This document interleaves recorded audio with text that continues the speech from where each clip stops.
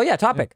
You were going to talk about AMD thinking that 110 degrees is yes. pretty chill on the 7900 XTX. User reports of AMD's recently released Radeon RX 7900 XTX GPU commonly hitting hotspot temperature of 110 degrees Celsius and throttling have been met with, dismissal from Team Red, at least until it went viral. That's how things tend to go.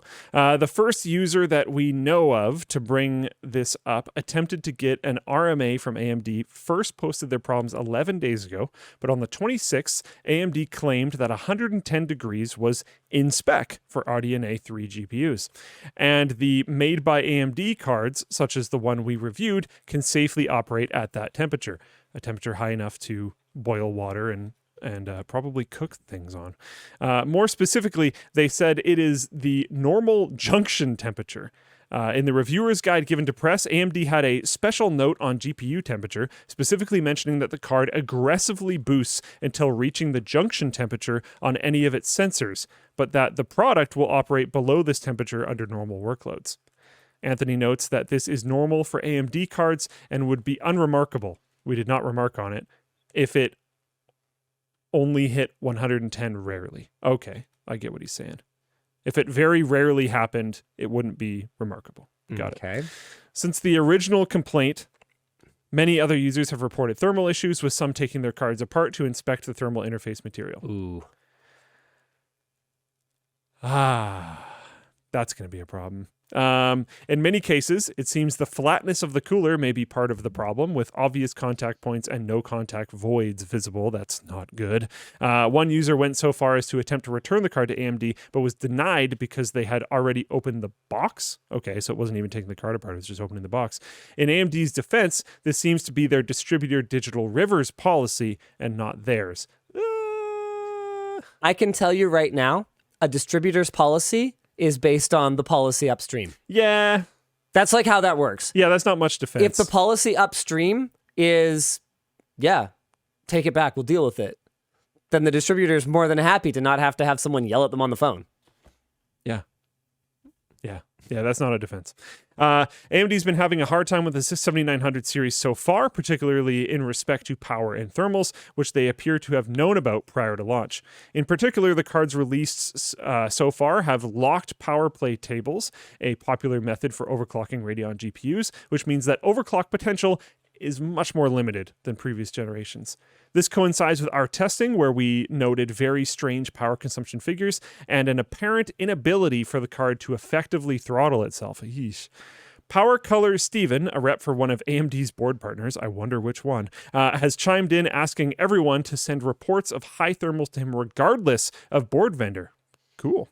To help collect data and provide evidence to AMD that there is in fact a problem. That's cool. Help them out if you have evidence. AMD has since recognized that there are thermal throttling issues with the 7900 XTX and recommend users contact them directly.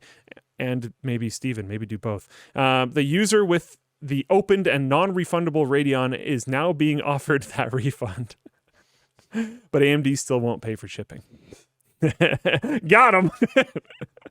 Discussion question. What is the correct way of addressing a problem like this, and how is AMD missing the mark if they are? I mean, the correct way of addressing it is to basically stop blaming the user, for one thing.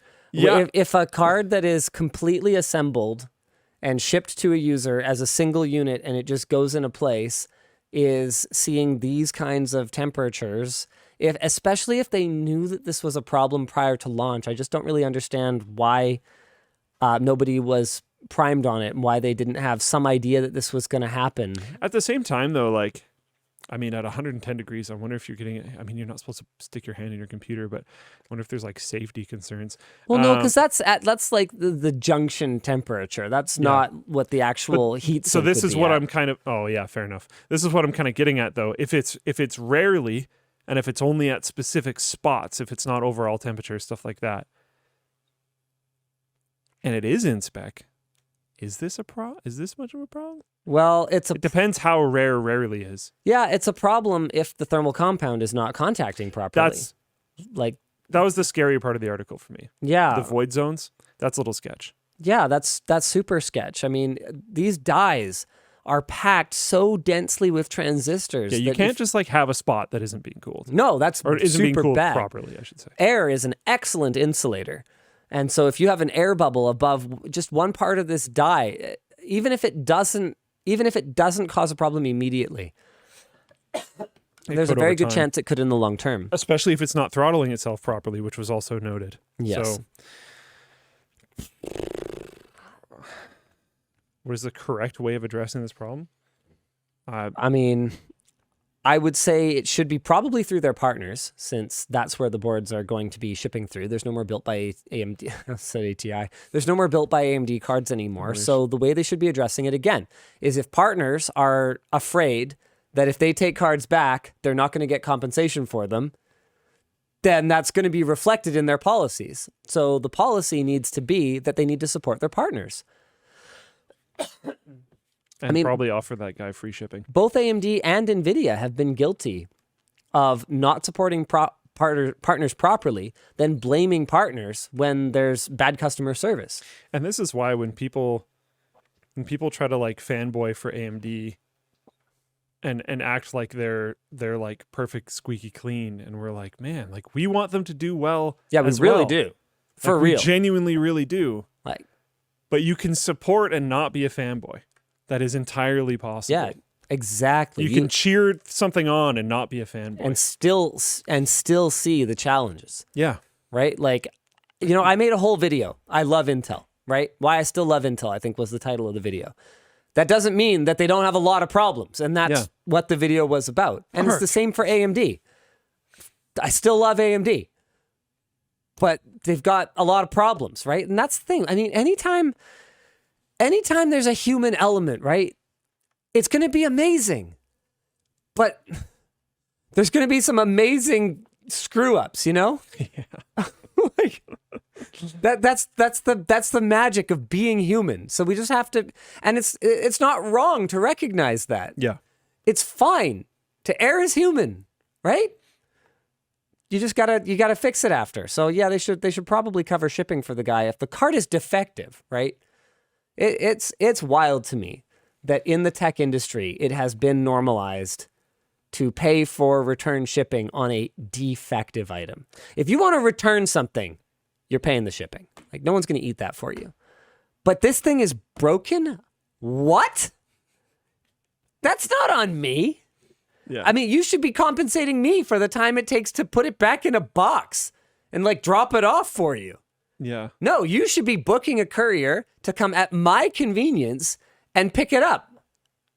Like, I don't get it. Don't ship broken stuff. But that's the thing. That's the race to zero, right? And like, to be clear, we've talked about this extensively in the past. I understand why.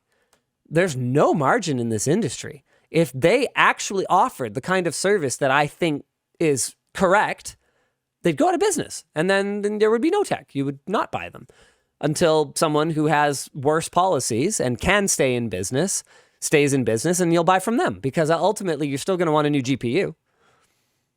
And that's why we take it. That's why we lie down and take it.